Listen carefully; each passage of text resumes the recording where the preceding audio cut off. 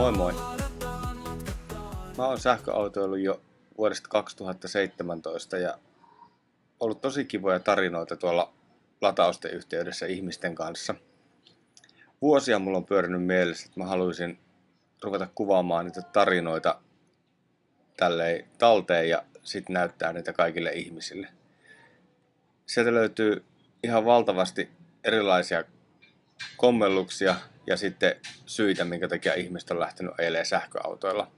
Ja suurimmaksi osaksi se, että miten positiivinen kokemus se sähköautoilu onkaan ollut sitten sen jälkeen, kun on sitä uskaltanut lähteä kokeilemaan ja hankkimaan.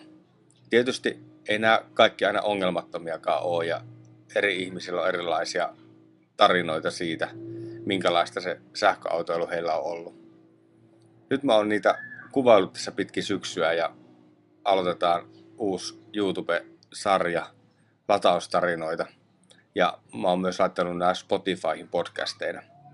Jos sä koet, että sä haluaisit tulla kertoa sun oman tarinasi tänne kanavalle, niin tervetuloa. Laita mulle viestiä, niin järkätään sopiva aika ja paikka, missä voidaan kuvata sun sähköautotarinasi.